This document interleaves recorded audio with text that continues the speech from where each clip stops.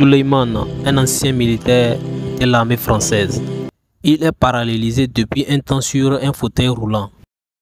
Bienvenue sur Monde Actus. Si vous êtes nouveau à nous rejoindre, n'oubliez pas de vous abonner et d'activer la cloche de notification, likez la vidéo pour plus d'audience. D'ici là, générique.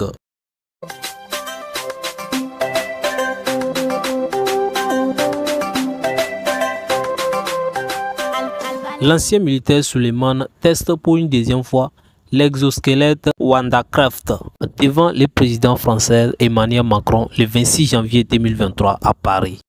C'est seulement la deuxième fois que Souleymane, âgé de 22 ans, marche avec cette squelette.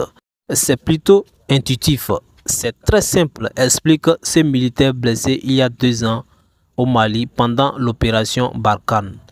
Il vit depuis en fauteuil roulant avec l'exosquelette.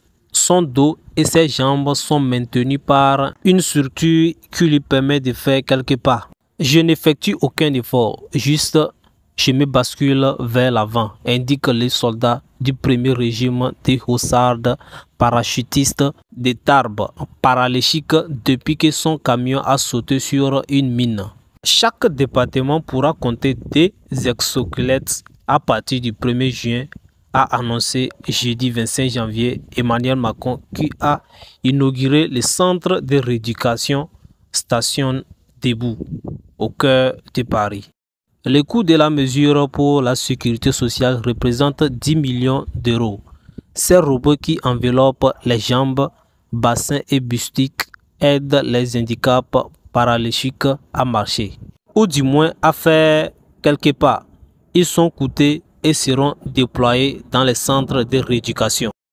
À l'avenir, il ne marchera pas dans sa vie de tous les jours, mais l'exosquelette la positionne debout. Ces quelques pas maintiennent debout son cardio, ses muscles, la densité des dos, les transits, la circulation du sang et puis le moral surtout.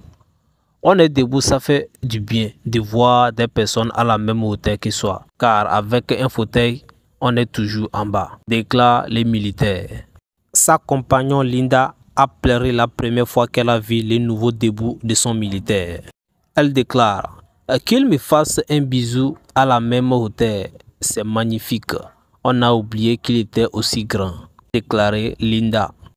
Rafael Nadal, victime d'une blessure musculaire à la jambe gauche à l'Open Australie, a confirmé jeudi qu'il sera absent de 6 à 8 semaines. J'étais aujourd'hui à la clinique du tennis Techno à Barcelone où j'ai eu des examens, a expliqué les champions espagnols sur Twitter.